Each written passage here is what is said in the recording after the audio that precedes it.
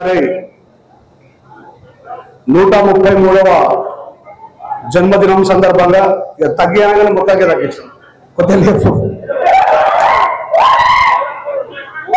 మీ అందరికీ కూడా శుభాకాంక్షలు తెలియజేస్తూ ఒక చిన్న ఉపమానాన్ని మాట్లాడిన తర్వాత బాబాసాహెబ్ అంబేద్కర్ గారు ఏం చేశారు, ఎందుకు ఈ దేశాన్ని పరిపాలిస్తున్నటువంటి ఒక పార్టీ కావచ్చు, రాజ్యాంగాన్ని మారుస్తాం, రాజ్యాంగంలో సవరణలు చేస్తాం, రాజ్యాంగం మార్చడం వల్ల మాత్రమే ఈ దేశంలో సమానత్వం వస్తుంది, రాజ్యాంగం ద్వారా మాత్రమే ఈ దేశంలో 6457 కులాలు నిర్మాణమైనాయని చెప్పేసి ప్రచారం చేస్తున్నటువంటి మూర్ఖులందరికీ ఈ వేదిక ద్వారా బాబాసాహెబ్ అంబేద్కర్ గారి వారసులుగా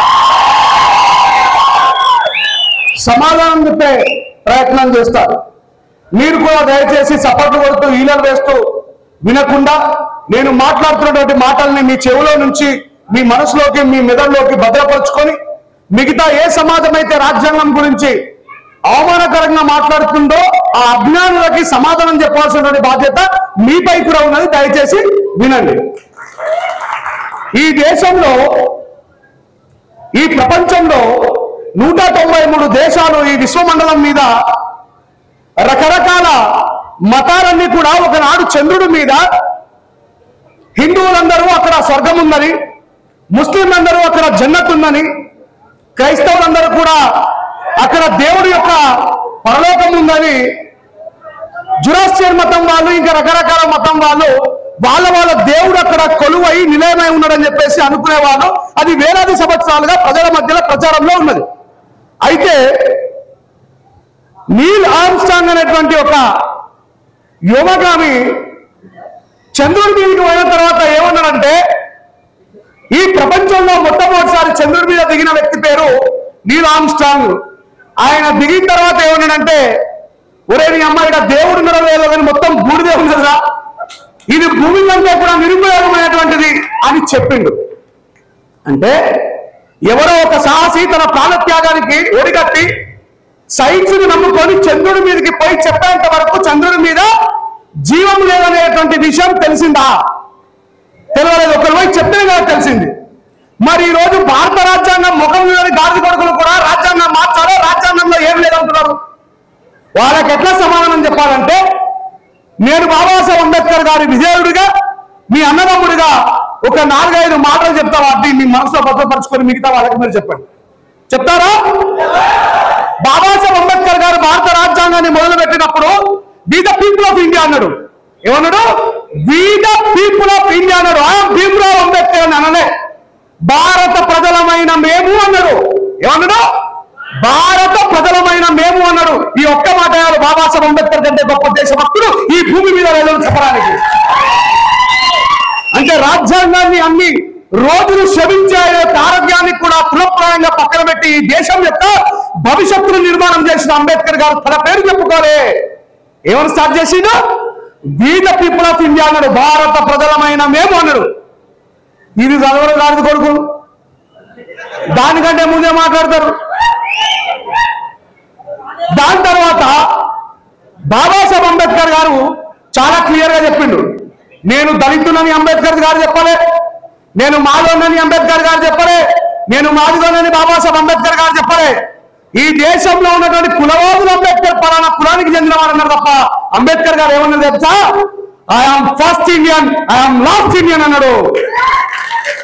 నేను మొదట భారతీయునే, చివరిగా కూడా భారతీయుని అన్నాడు బాబాసాహెబ్ అంబేద్కర్ గారు. ఈ 2 మాటలతో పాటు బాబాసాహెబ్ అంబేద్కర్ గారు 2017లో తిరుమల తిరుపతి దేవస్థానంలో ఉన్నటువంటి పంతులందరూ కలిసి ఏమన్నారు తెలుసా? అంబేద్కర్ గారు మా ఇంటి అల్లుడు అన్నారు. ఏమన్నారు? అంబేద్కర్ గారు మా ఇంటి అల్లుడు అన్నారు. మరి ఇంకా బాబాసాహెబ్ అంబేద్కర్ దళితుడు అంటారేది? యావత్ బ్రాహ్మణ సమాజమే అంబేద్కర్ గారు సెకండ్ భార్య అయినటువంటి సబితా కబీరు అంబేద్కర్ గారు చేసుకున్నారు కాబట్టి వాళ్ళు ఏమంటున్నారు? అంబేద్కర్ మా ఇంటి అల్లుడు అంటున్నారు బ్రాహ్మణులు. మరి ఇంకా బాబాసాహెబ్ అంబేద్కర్ గారి దళితుడు అనొచ్చురా? వాళ్ళే అంటున్నారు కదా మా ఇంటి అల్లుడు అని. ఇకపోతే బాబాసాహెబ్ అంబేద్కర్ గారి యొక్క భారత రాజ్యాంగం ఈ దేశంలో భారత ప్రజలకు ఏం చేసింది, ఏ ఏ వర్గాలకు చేసింది, ఏ ఏ కులాలకు చేసింది అనే విషయాన్ని ఈ సమాజానికి మనం చెప్పగలిగితే బాబాసాహెబ్ అంబేద్కర్ గారి యొక్క ఔన్నత్యము, త్యాగము, గొప్పతనము ఈ సమాజానికి కులంకషంగా అర్థమవుతుంది. నేను అంటానేమంటే బాబాసాహెబ్ అంబేద్కర్ గారు ఈ దేశంలో అందరికంటే ముందు అవకాశాలని, రిజర్వేషన్ కల్పించింది సద్బ్రాహ్మణులకే. ఎవరికి? సద్బ్రాహ్మణులకే. మీకు ఒక ఉపమానాన్ని చెప్పిన తర్వాత నేను రాజ్యాంగంలోకి వెళ్తా.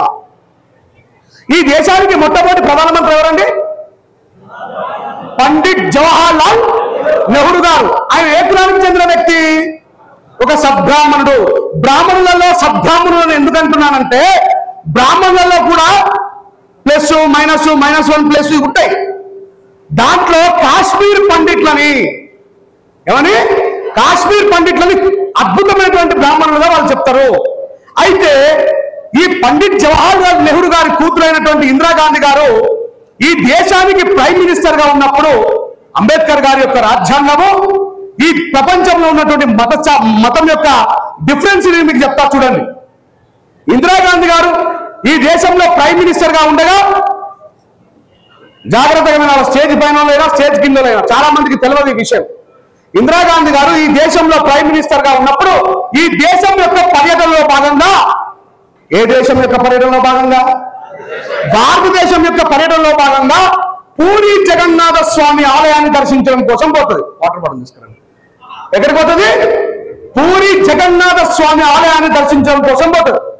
ఇప్పుడు మన ఎమ్మెల్యే గారు వస్తున్నారు అనగానే మీరు అందరూ వెల్కమ్ చెప్పడం కోసం కండువా తీసుకోనా, పూలదండ తీసుకోనా, శాలువా తీసుకోనా పోతారా? పోరా. సార్కి వామ్ వెల్కమ్ చెప్పడం కోసం, ఎందుకంటే మన కార్యక్రమానికి వచ్చింది సార్ అని చెప్పేసి గౌరవిస్తామా, గౌరవించవా? అట్లాగే పూరి జగన్నాథ స్వామి ఆలయాన్ని దర్శించడం కోసం వస్తున్నటువంటి వ్యక్తి ఎవరు? ఈ దేశానికి ప్రైమ్ మినిస్టర్. అరే మేడం వస్తుందని చెప్పేసి అక్కడ ఆ పూజారులందరూ కూడా తండోపతండాలుగా వస్తుంటారు. మేడం ఇక్కడే ముఖద్వారం దగ్గర ఆగిపోతుంది. ఆయన ఏమనుకుంటారంటే వాళ్ళందరూ నాకు వామ్ వెల్కమ్ చెప్పడం కోసం వస్తున్నారు కావచ్చు, she was feel very happy. కానీ వాళ్ళందరూ అక్కడ ఆగి ఇందిరాగాంధీ గారిని ఇక్కడ ఆపి దాంట్లో ఉన్నటువంటి ఒక వృద్ధ పండితుడు ఒక కట్టె తీసుకొని వచ్చి అక్కడ ఒక గీత గీస్తాడు. ఇట్లా గీత గీసి ఏమంటాడంటే, ఇందిరా, ఏమంటున్నాడు? ఇందిరా, నువ్వు మోతీలాల్ నెహ్రూ మన్మరాలు అయినా, నువ్వు పండిట్ జవహర్ లాల్ నెహ్రూ కూతురు అయినా, నువ్వు కాశ్మీర్ బ్రాహ్మణు అయినా, నువ్వు మా బ్రాహ్మణ కులానికి మా కులంలో పుట్టినప్పటికీ నువ్వు ఒక విధవరాలివి, నువ్వు ఒక భర్త లేని స్త్రీవి. తెలంగాణ భాషలో చెప్పాలంటే నువ్వు ఒక ముండవి. నిన్ను గుడిలోకి మేము రానివ్వము, మా ధర్మశాస్త్రాలు నిన్ను గుడిలోకి నిషేధించే అని చెప్పిండ్రు. అయ్యా, మరి ఈ గుడిలోకి రావద్దన్నది ఒక మాలవమ్మనా, మాదిగోళ్ళమ్మనా, సాకలమ్మనా, రెడ్డోళ్ళమ్మనా, కాపోలమ్మనా, గౌళ్ళమ్మనా, యాదవులమ్మనా, కుమ్మరోళ్ళమ్మనా? ఎవరిని రావద్దంటున్నారు? సాక్షాత్తు ప్రధానమంత్రి గారిని, సాక్షాత్తు ప్రధానమంత్రి గారి కూతురు గారిని, సాక్షాత్తు ఒక కాశ్మీర్ పండిట్ అయినటువంటి ఇందిరాగాంధీ గారిని ఈ దేశంలో ఉన్నటువంటి మతచాండ సమాధులు కేవలం ఒక ముందరాలు అనేటువంటి కారణాన్ని చెప్పి గుళ్ళోకి రానియకపోతే నా బాబాసాహెబ్ అంబేద్కర్ గారు రాసిన భారత రాజ్యాంగం ఆ విధవరాన్ని పార్లమెంట్ లోకి రానిచ్చింది. అదే విధవరాన్ని దేశానికి మహారాణికి ఇచ్చింది. That is Indian constitution between all holy books. I'm not blaming only Hindu tradition. ఈ దేశంలో ఎవరు చదవకుండానే భగవద్గీత, ఖురాన్, బైబుల్ అన్ని సేమ్ చదువుతాడు. చదవాలి. ఏడన్నా ముస్లిం వాళ్ళు గుళ్ళు గోపురాలు మనలా కట్టుకొని ముఖంగా చూసిండ్రా? మసీదులు ఎప్పుడైనా ఏదైనా ఫోటో చూసిండ్రా? నేను ఇట్లా మాట్లాడితే రంజన్ రాయేసి ముస్లిం వాళ్ళకి సపోర్ట్ చేశారు. ఉన్నది మాట్లాడకపోతే ఎట్లా పోయి? ఏదైనా మసీదులో విగ్రహం కనబడ్డదా? ఏదైనా ఫోటో ఉన్నదా? ఏమంటారు? లా ఇలాహ ఇల్లల్లాహ్ ముహమ్మదర్ రసూలుల్లాహ్, అల్లాహు అక్బర్, అల్లాహు అక్బర్ అంటాడు. ఈడ కాదు ఆడ కాదు ఏదైనా నమాజ్ చేసుకుంటాడు. ఆయన దృష్టిలో ఈ సర్వ సృష్టికర్త ఒక్కడే, సృష్టిని సృష్టించిన దేవుడు అన్ని జాగాలలో ఉంటారని చెప్పంటారు. కానీ మన హిందూ మత గ్రంథాల్లో కూడా ఒక సందర్భం అంటాడు, ఇందుగలనందు లేడను సందేహం వలదు చక్రి సర్వోపగతండు ఎందెందు వెతికినా అందందే గలని. ఏమని? ఇందుగలనందు లేడను సందేహం వలదు చక్రి సర్వోపగతండు ఎందెందు వెతికినా అందందే గలంటారు. మళ్ళా 2 సెకండ్లు అయినాక కలడు కలడని వాడు కలలో లేడు, కలడన్న మాట కళ్ళ ఏమో.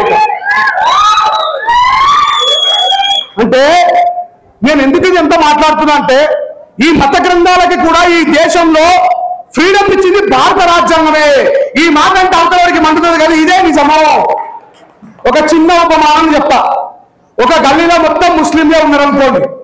ఎవరున్నారు? ముస్లిం సోదరులే ఉన్నారు. అక్కడ ఇద్దరు మాత్రమే హిందూ సహోదరులు ఉన్నారు. ఇద్దరు మాత్రమే, 2 కుటుంబాలు మాత్రమే హిందూ సహోదరులే ఉన్నాయి. ఎన్ని కుటుంబాలు? 2 మాత్రమే ఉన్నాయి. 70 మంది ముస్లిం సహోదరులు ఉన్నారు, 2 మాత్రమే హిందూ మతానికి సంబంధించిన వాళ్ళ కుటుంబాలు ఉన్నాయి. వినాయక చవితి వచ్చింది.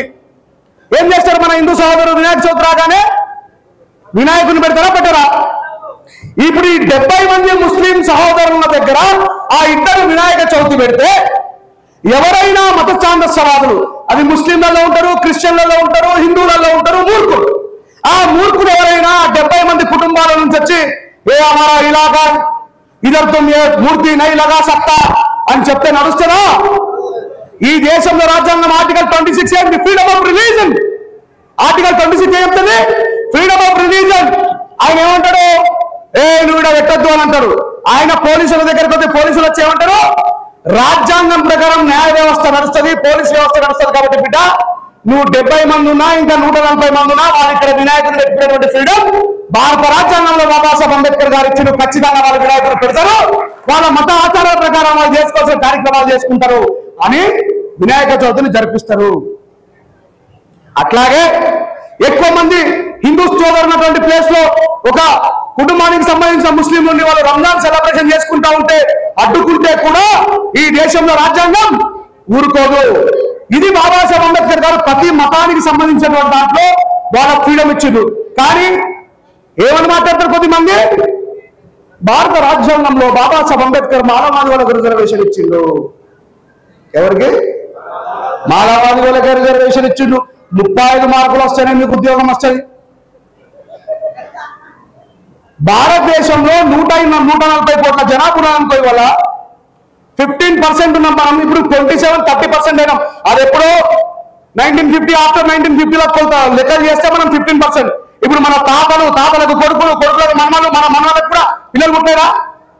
ఇంకా 15% ఉన్నామా మనం? 23%, 25% మనం ఉంటే 25 కోట్ల మందిలో 15% రిజర్వేషన్. ఏదో కొద్ది మంది మాత్రమే రిజర్వేషన్ అప్లికేబుల్ అయితే భారతదేశంలో అంబేద్కర్ గారు రాసిన భారత రాజ్యాంగం ద్వారా మాలావాదులందరూ కోటీశ్వరం అయిపోయినట్టు, మాలావాదులందరూ ధనవంతులు అయిపోయినట్టు. మరి నిజంగా రిజర్వేషన్ ఉపయోగించుకున్న మనలో ఉన్న గాంధీ కొడుకులు ఎప్పుడైనా ఎంతకు మన గాంధీ చూసిందా? వీళ్ళు కూడా మనవాదులే. వీళ్ళు మనవాదులు కాదు, రిజర్వేషన్ ఎక్కువ వాళ్ళే. వీడు కలెక్టర్ అవుతాడు, కలెక్టర్ అయిన తర్వాత ఊరక్కడ చూడాడు, ఊర్లో ఉన్న పోరాళ్ళకు అరే నేను ఈ మార్గంలో నడవడం ద్వారా కలెక్టర్ అయినరా, చదువుకోవడం వల్ల, విద్య వలన బాబాసాహెబ్ అంబేద్కర్ గారి రిజర్వేషన్ వల్ల నేను ఫెలోషిప్ తీసుకున్నా, యూనివర్సిటీలో చదువుకున్నా, ఈ రోజు ఐఏఎస్ అయినా ఐపీఎస్ అయినా చెప్పాడు. ఏం చెప్తాడు? మంచిగా వీడికి ఉద్యోగం రాగానే బగ్గా పైసలు ఇచ్చే, కట్నం ఇచ్చే పిల్లలు దొరుకుతుంది. ఆమె నడుపుకొని హైదరాబాద్ దిగుతారు, మీ బతుకులు ఇంతేనంటారు పండుగ వచ్చినాక. మీరు మారారా ఎప్పుడు అంటారు? అవునా కదా?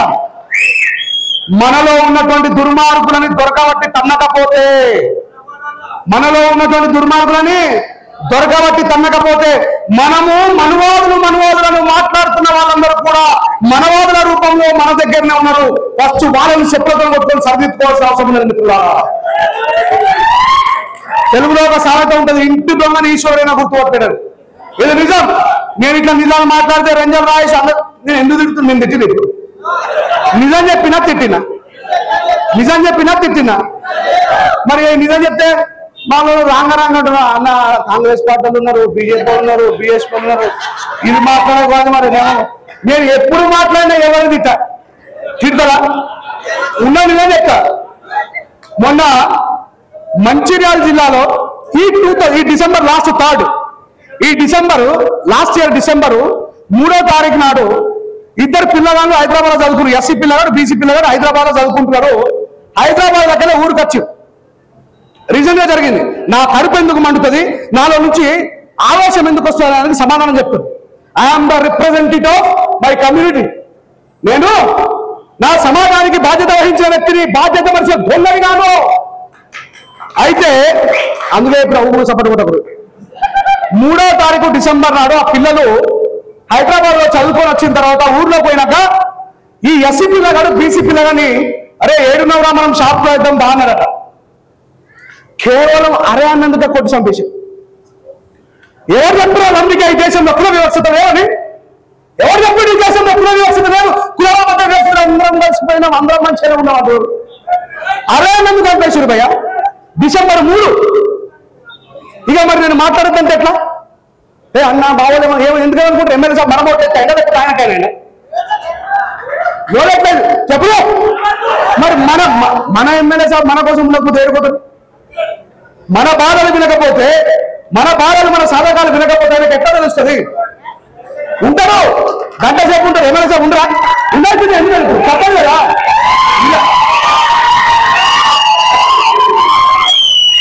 మన బాధలని ఆయనకు డైరెక్ట్ గా చెప్పుకోవడానికి, మధ్యవర్తిత్వం వహించడానికి చాలా తేడా ఉంటుంది. నేను చెప్తున్నా సార్, ఇక్కడ కులవచ్చింది, ఇక్కడ ఎస్సీ రిజర్వ్ కాన్స్టిట్యూషన్ ఏమైంది? బాబాసాహెబ్ అంబేద్కర్ గారి విగ్రహాన్ని మంచిగా వినండి. బాబాసాహెబ్ అంబేద్కర్ గారి విగ్రహాన్ని అత్యధికంగా ఎస్సీ ఓటర్లు ఉన్నటువంటి ఎస్సీ రిజర్వ్ కాన్స్టిట్యూన్స్ లో పెట్టుకోవడానికి కూడా పోరాటం చేయాల్సినటువంటి పరిస్థితి వస్తున్నదంటే ఇక మన ఎమ్మెల్యేలకు వాళ్ళ మనసు లోపలనే ఉండాలి. మనం ఏ పరిస్థితుల్లో పరిపాలన చేస్తున్నాం? మనమేమన్నా దేరుల భూమి దోసుకొని పెడతామంటున్నాం అంబేద్కర్ విగ్రహాలు? ఏదైనా కౌంటర్ గా బాబాసాహెబ్ అంబేద్కర్ గారి విగ్రహాన్ని పెట్టబోతున్నామా? అయ్యా, ఈ దేశానికి దశాదిశ నిర్మాణం చేసిన మహనీయుని విగ్రహం పెట్టుకునే అవకాశం అర్హత మాకు లేదా?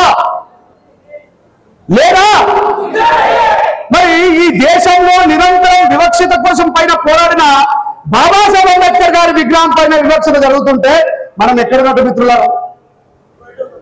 భారత రాజ్యాంగంలో నేను పదే చెప్తా ఉంటా, అంబేద్కర్ గారు కేవలం ఈ వర్గం ఆ వర్గం అనేది కాకుండా, ఈ రోజు చెప్పండి అమ్మా, ఇందిరాగాంధీ గారిని గుళ్ళోకే రానియలేని ఈ దేశంలో ఉన్నటువంటి మత ఛాందస్యవాదులు మరి ఈ పార్లమెంట్ లోకి రానిచ్చిన బాబాసాహెబ్ అంబేద్కర్ గారి యొక్క రాజ్యాంగం గొప్పదా? ఈ దేశంలో ఉన్న మత గ్రంథాలు గొప్పయా? మరి అలాంటి రాజ్యాంగం మారుస్తామంటే ఊరుకుంటామా? ఎట్లా సమాధానం చెప్పాలో అట్లా సమాధానం చెప్తామా లేదా? ఇకపోతే రాజ్యాంగంలో ఇంకో చాప్టర్కి వెళ్దాం. బాబాసాహెబ్ అంబేద్కర్ గారు ఈ దేశంలో అత్యధికమైనటువంటి జనాభా కలిగినటువంటి బీసీలకు బాబాసాహెబ్ అంబేద్కర్ గారు the BC people should need reservation 52% అని చెప్పి రాస్తారు రాజ్యాంగంలో. భారతదేశంలో అత్యధిక జనాభా అయినటువంటి బీసీలకు 52% రిజర్వేషన్ ఉండాలని చెప్పేసి బాబాసాహెబ్ అంబేద్కర్ రాస్తారు. కానీ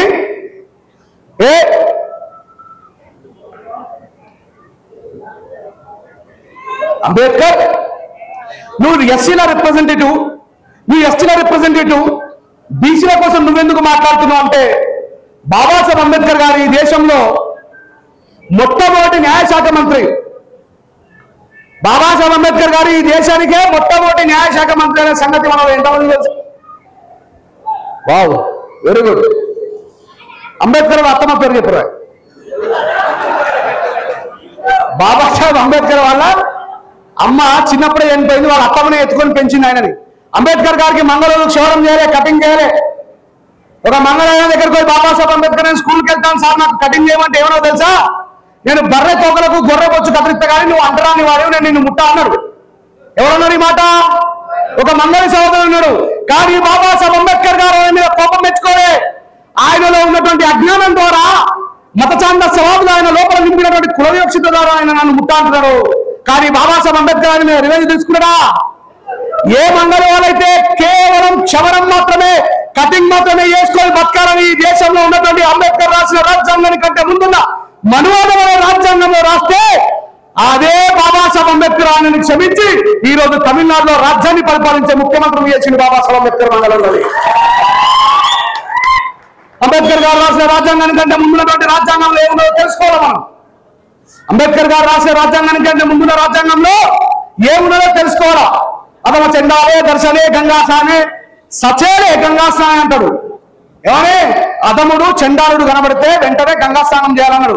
ఇలా షిండే అన్న అసెంబ్లీకి పోయిందన్నా, మన కాంతారావు సార్ అసెంబ్లీకి పోయిందన్న కారణం బాబాసాహెబ్ అంబేద్కర్ గారే.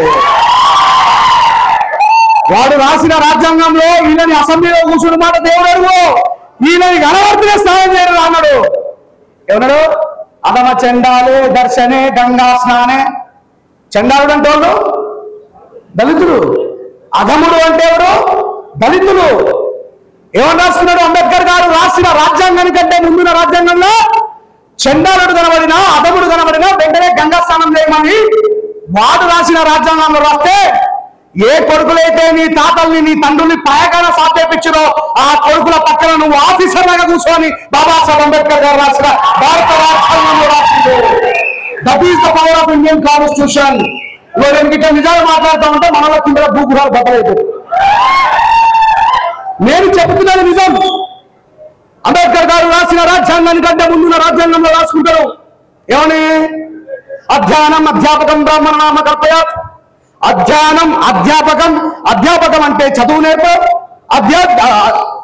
అధ్యాపకం అంటే చదువు నేర్పడం, అధ్యయనం అంటే చదువు నేర్చుకోవడం. ఏమని రాసుకున్నాడు? కేవలం పంతుల సొత్తు అన్నాడు. అధ్యయనం అధ్యాపకం బ్రాహ్మణ నామ కల్పయాత్. అది కేవలం పంతులకు మాత్రమే, మిగతా వారు చదువుకోవడానికి లేదు.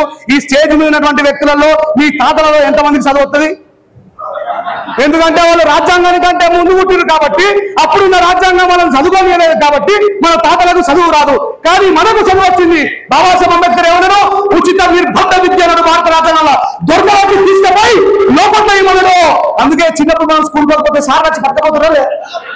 బాబాసాహెబ్ ఏమన్నాడంటే మావాడు వేరే సంవత్సరాల నుంచి చదువు నేర్చుకోలేరు కాబట్టి వీళ్ళకి అర్థం కాదు, దొరకవాటి లోపల ఏమన్నాడు బాబాసాహెబ్ అంబేద్కర్? ఉచిత నిర్బంధంలో నిర్బంధించి మరీ విద్య నేర్పున్నాడు బాబాసాహెబ్ అంబేద్కర్ గారు. That is the between difference in Baba Saheb Ambedkar Indian Constitution and before Indian Constitution. ఇది రాదు మనలోకి, ఇది రాదు, ఇది తెల్లది. ఇందిరాగాంధీ గారు పార్లమెంట్కి పోయిన బ్రాహ్మణమైన కారణం బాబాసాహెబ్ అంబేద్కరే. ఈ రోజు మన అనామలు అసెంబ్లీలో కూర్చున్నారన్న కారణం బాబాసాహెబ్ అంబేద్కరే. మనల్ని ఎంపీపీలు జడ్పీటీసీలు అవుతారన్న కారణం బాబాసాహెబ్ అంబేద్కరే. వీళ్ళేమో గాంధీ నెహ్రూల ఫోటోలు పెట్టుకుంటారు.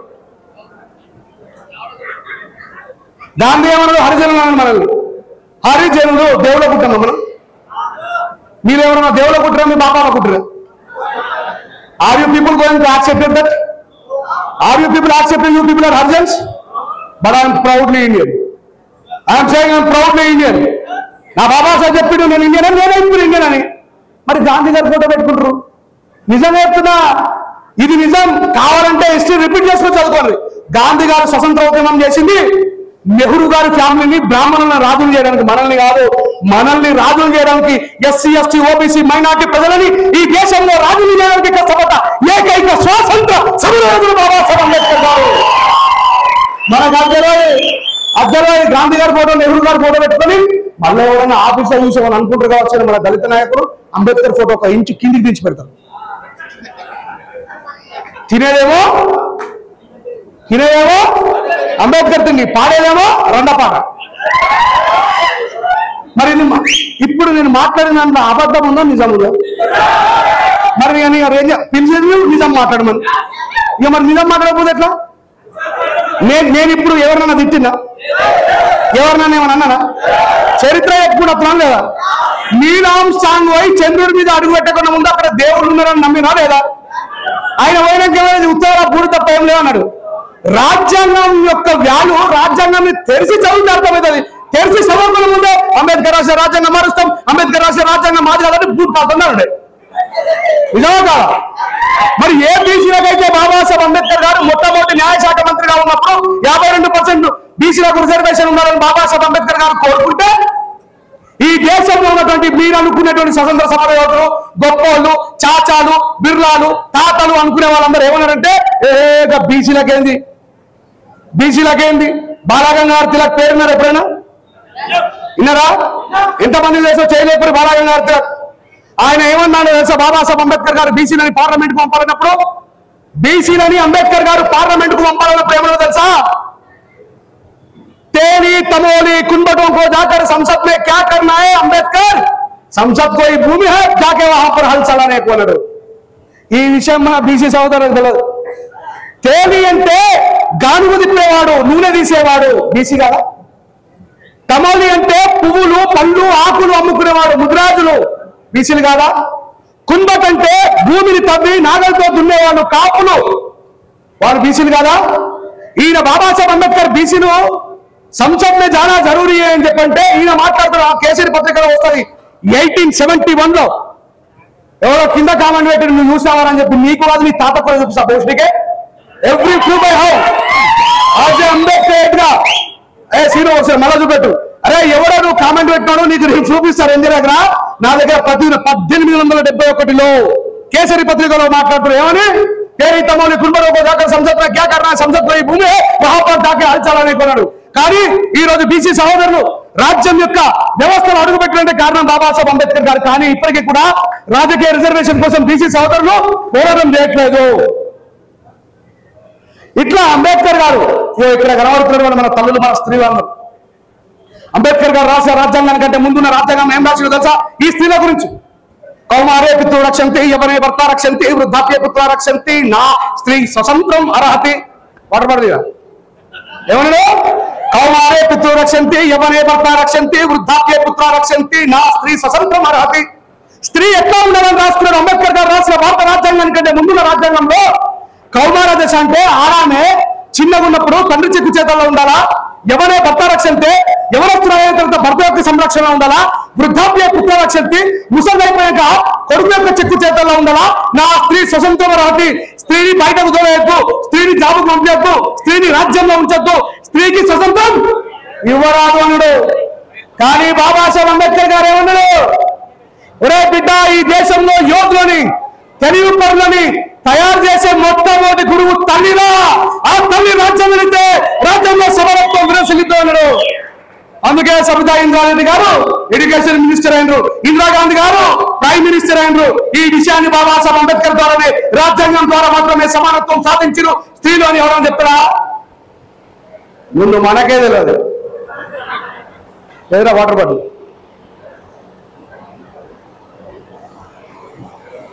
రాజ్యాంగాన్ని చదవని మిత్రులారా అక్కడ రాయలేదు బోధించు సమీకరించు పోరాడు బాబాసాహెబ్ అంబేద్కర్ గారు చెప్తారు you should self educate first అంటాడు ఏమంటారు యూ షుడ్ సెల్ఫ్ ఎడ్యుకేట్ అంటారు నిన్ను నువ్వు సంస్కరించుకో నువ్వు చదువుకో నన్ను ఎవరైనా రాజ్యాంగం గురించి అందరూ ఉల్టపడ్డ మాట్లాడితే ఒప్పుకుంటారా ఎందుకు కూడా నా దగ్గర సమాధానం ఉన్నది మీ దగ్గర ఉన్నదా ఎందుకు బాబాసాహెబ్ అంబేద్కర్ గారికి బాబాసాహెబ్ అంబేద్కర్ గారు పెద్ద రాజకీయ నాయకుడు కొడుక చెప్పాలి బాబాసాహెబ్ అంబేద్కర్ గారు వ్యాపారవేత్త కొడుక బాబాసాహెబ్ అంబేద్కర్ గారు పారిశ్రామిక రంగానికి సంబంధించిన వ్యక్త మనందరికంటే పేదోడు బాబాసాహెబ్ అంబేద్కర్ గారు మనందరికంటే పేదోడు 3 పూటలు తిండి కూడా దిక్కులేని భిక్షగాడిలాగా నిరంతరం అక్షరాలని పుస్తకాలని జ్ఞానాన్ని తిరిగి మహనీయుడు బాబాసాహెబ్ అంబేద్కర్ గారు ఆయన ఫోటో పెట్టుకుంటాం ఆయన అంటే ప్రాణం అంటాం ఆయన కోసం ప్రాణం ఇస్తామంటాం కానీ బాబాసాహెబ్ అంబేద్కర్ ఏమన్నాడు నా కోసం ప్రాణం ఏకురి బిడ్డ నా కోసం ఏమి ఏకురి కానీ మీరు నా పేరుని జరగొట్టకుని మీరు జ్ఞానవంతులు తయారు కమ్మన్నాడు బాబాసాహెబ్ అంబేద్కర్ గారు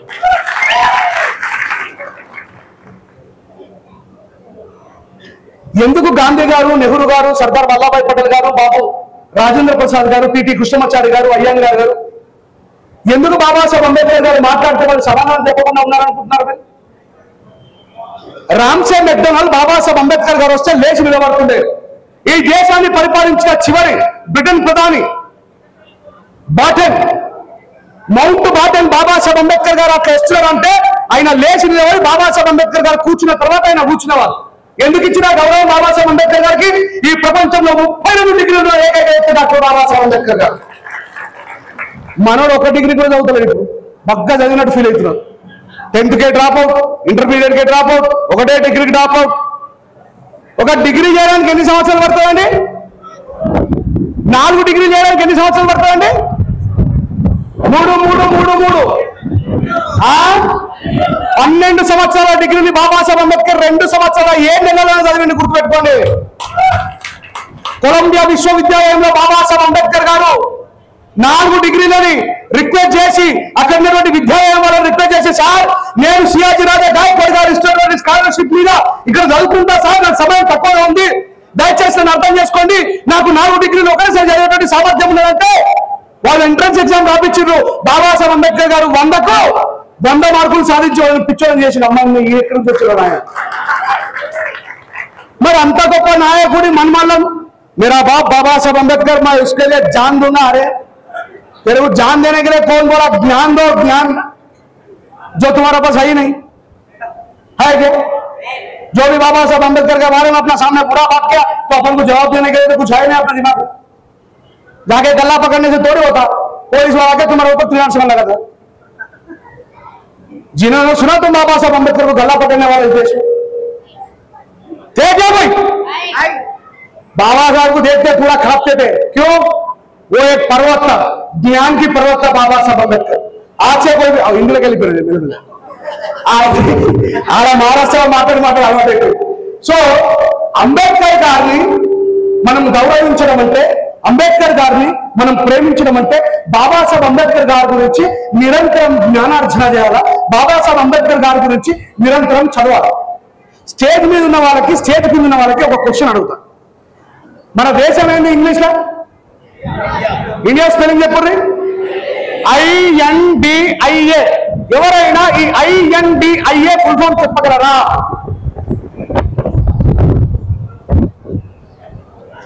INDIA, what is the full form of INDIA?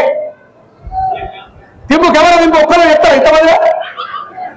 మీరు భారతీయులా పాకిస్తానా? మీరు భారతీయులా ఆఫ్ఘనిస్తానా? మీరు ఇండియాలో భూటానా? ఈ స్టేజ్ మీద చెప్తారా? INDIA, Indian national development inclusive alliance. British వాళ్ళు మనకు పెట్టిన పేరు ఏమని పెట్టిండ్రు?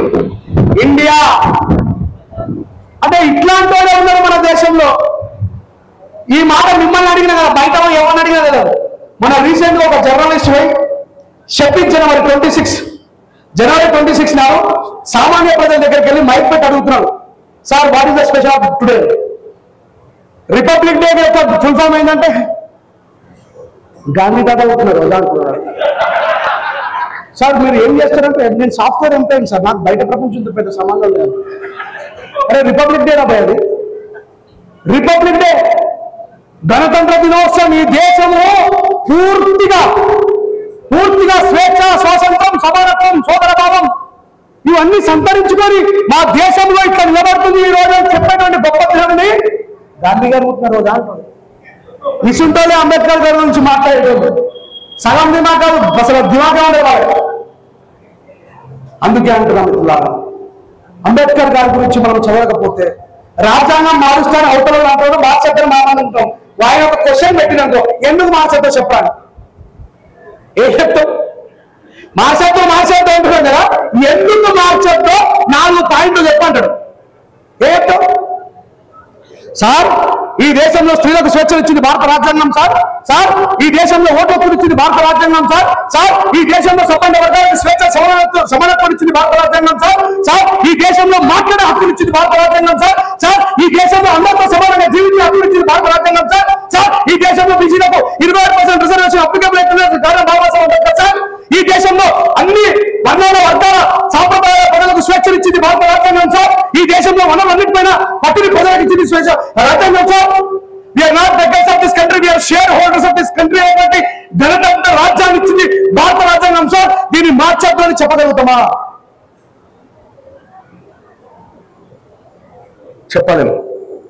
అందుకే మనం నేర్చుకోవాలంటే నిరంతరం కార్యక్రమాలు జరగాలి.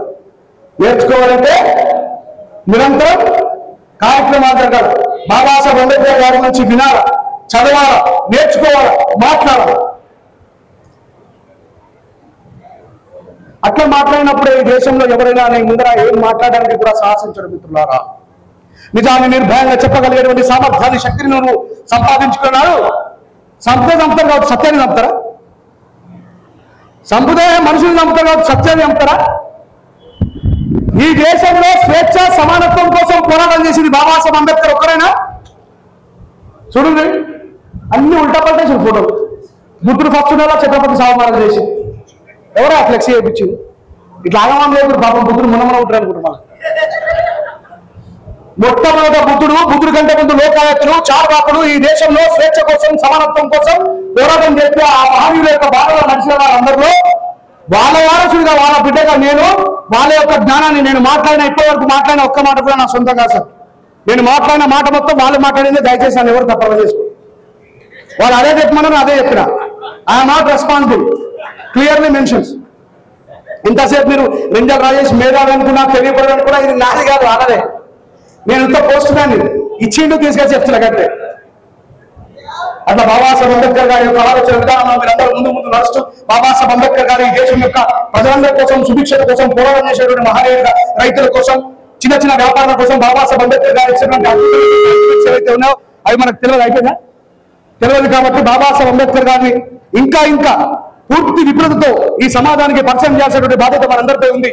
దాన్ని గుర్తెరగండి. బాబాసాహెబ్ అంబేద్కర్ గారి గురించి ఎవరైనా అవమానకరంగా మాట్లాడుతుంటే మనం నోటితో సమాధానం చెప్పగలగాలి. బాబాసాహెబ్ అంబేద్కర్ గారు ఎవరిని కొట్టాలి, బాబాసాహెబ్ అంబేద్కర్ గారు ఎవరిని తిట్టాలి. ఎవరి వల్ల అయితే ఈ దేశంలో వేలాది కులాలుగా మనం విభజించబడి వేలాది సంవత్సరాలుగా అంతరాంతరాన్ని అనుభవిస్తూ మనం ఎంత హీనంగా బతుకుతున్నామో ఆ వర్గాన్ని బాబాసాహెబ్ అంబేద్కర్ గారు ఒక్కడేసారి తిక్కలేసరే ఈ ఊర్లలో ఉన్నటువంటి ఆ కొడుకులందరూ కోసిపడేయాలంటే బతుకురా మరి చెప్పిండా బాబాసాహెబ్ అంబేద్కర్ సంభవం? బాబాసాహెబ్ అంబేద్కర్ గారు అజ్ఞానం పైన జ్ఞాన యుద్ధం చేసిండ్రు. ఏం చేసిండ్రు? బాబాసాహెబ్ అంబేద్కర్ గారు అజ్ఞానం పైన జ్ఞాన యుద్ధం చేసిండ్రు. మనమేం చెప్తాం? జూనియర్ ఎన్టీఆర్ అభిమానులు, మహేష్ బాబు అభిమానులు, పవన్ కళ్యాణ్ అభిమానులు, వాళ్ళందరూ వాళ్ళ వాళ్ళ కోసం పోరాడుతారు. మన కోసం పోరాడతారు, మంది కోసం పోరాడుతారు. నిజమా కదా? జూనియర్ ఎన్టీఆర్ గారి తాత ఏం చేస్తున్నాడు?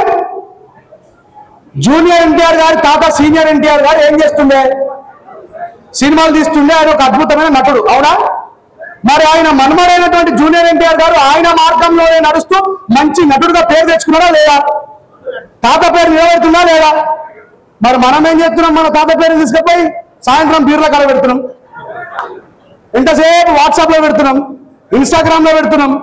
ఇదా బాబాసాహెబ్ అంబేద్కర్ గారి మనకుందా బాబాసాహెబ్ అంబేద్కర్ గారి వారసులని చెప్పుకున్నారా? చెప్పండి, ఉందా? అది కూడా డౌటేనా? ఉందా? ఇకనైనా సరే అర్హతని సాధించే వైపులా ప్రయాణిస్తారా లేదా? చదువుతారా లేదా? వింటారా లేదా? తెలుసుకుంటారా లేదా? మీరు తెలుసుకున్న విషయాన్ని సమాజానికి చెప్తారా లేదా? ఆ బాధ్యత మనపై ఉందా లేదా? బాబాసాహెబ్ అంబేద్కర్ గారు భారతీయుడా కాదా? Babasaheb Ambedkar he was not a leader of community, he was a universal. Babasaheb Ambedkar గారి యొక్క పుట్టినరోజుని కేవలం ఈ భారతదేశం పిట్లంలో కాదు, 193 దేశాలు కలిగిన యునైటెడ్ నేషనల్ ఆర్గనైజేషన్ ఐక్యరాజ్య సమితి అంబేద్కర్ గారు పుట్టిన ఏప్రిల్ 14ని ఈ భూమండలం మీద, ఈ విశ్వమండలం మీద, ఈ ప్రపంచంలో జ్ఞానం ఎక్కడ పుట్టిందిరా అంటే అది భారతదేశంలో పుట్టింది, అంబేద్కర్ రూపంలో పుట్టింది అని అంబేద్కర్ గారి జన్మదినాన్ని వరల్డ్ నాలెడ్జ్ డేగా జరుపుతున్నారు. కేవలం మనం పిట్నం గ్రామంలో చేసుకుంటాం అనుకుంటారు. అంబేద్కర్ గారు మలేషియాలో చేసారు, దుబాయ్లో చేసారు, ఒమన్లో చేసిండ్రు. అన్ని దేశాలలో బాబాసాహెబ్ అంబేద్కర్ గారి జన్మదినాన్ని చేస్తున్నారు.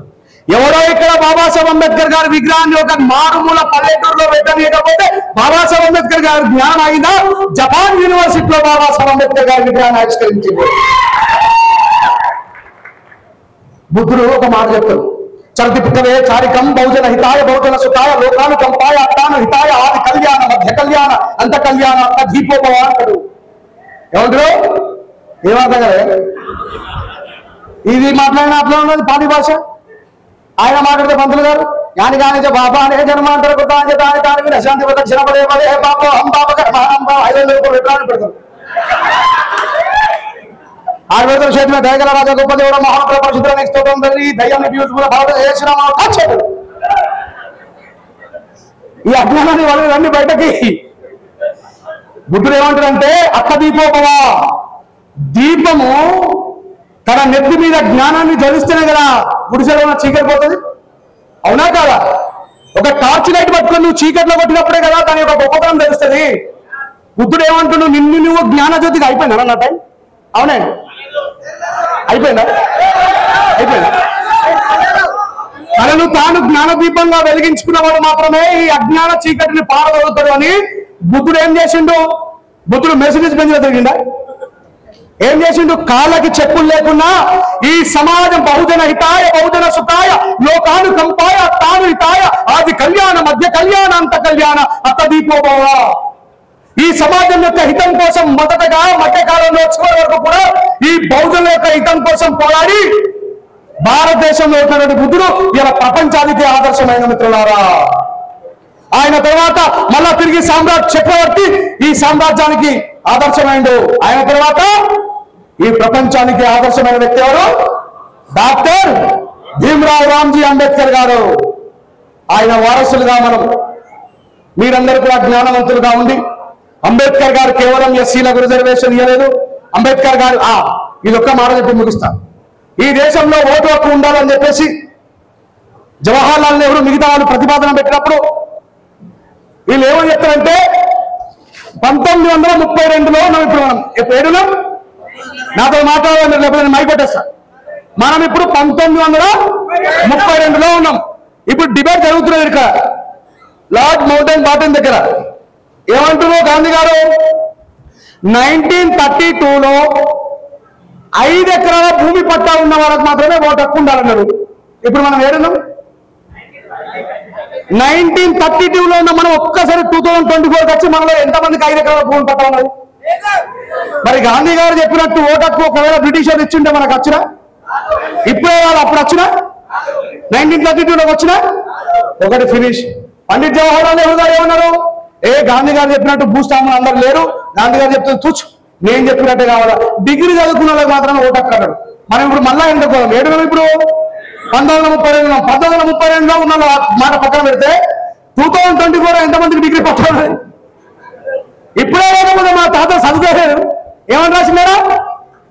అధ్యానం అధ్యాపకం బ్రాహ్మణ నామకల్పతే. మా తాతకి చదివారికి వస్తుంది సార్, డిగ్రీ పట్టడానికి ఉంటుంది. నెహ్రూ గారు చెప్పినట్టు ఇచ్చిన పడితే ఒకవేళ మన ఓటు హక్కు ఉండదా? ఇంకొక ఆయన వచ్చేమంటారు, వీళ్ళు ఇద్దరు చెప్పింది కాదు, భారతదేశానికి ఇన్కమ్ ట్యాక్స్ కట్టడానికి ఓటు హక్కు ఉన్నది. ఇన్కమ్ ట్యాక్స్ అంటే అర్థమే లేదు మనం పెట్టుకోయి.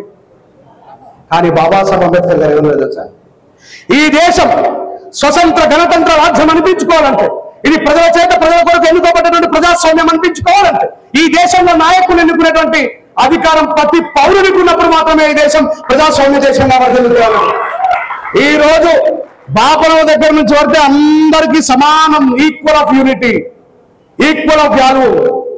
ఈ రోజు ఎంత పెద్ద కేసీఆర్ గారు కానీ, చంద్రబాబు నాయుడు కానీ, అంతకుముందు ఎవరున్నా కానీ, ఇప్పుడున్న రేవంత్ రెడ్డి గారు కానీ, ఈ మాదిగా మాల గల్లీలకు ఫార్చునర్ కార్లు వేసుకొని వచ్చి మీకు దండం పెట్టుకున్న ఓటేయడం కారణం బాబాసాహెబ్ అంబేద్కర్ గారు. అట్లా బాబాసాహెబ్ అంబేద్కర్ గారి గొప్పతనాన్ని ముందు ముందు మీరు ఇంకా వినాలని నేర్చుకోవాలని మనస్ఫూర్తిగా కోరుకుంటూ ఈ అవకాశం ఇచ్చినటువంటి మహనీయుల జయంతి ఉత్సవాల కమిటీ వారికి హృదయపూర్వకంగా జరుగుతూ చేస్తే దయచేసి ఎవరిని నేను హట్ చేయలేదని అనుకుంటున్నా. పాట ఇప్పుడు తర్వాత మాట్లాడుతున్నా, నేను ఎవరైతే హట్ చేయలేదని అనుకుంటున్నా. ఎందుకంటే నేను మాట్లాడేది నేను కాదు, వాళ్ళు చెప్తే ఇప్పుడు నాకేం అర్థం చేస్తే మీరంతా బాబాసాహెబ్ అంబేద్కర్ గారి ఆలోచన జై భీమ్, జై భీమ్.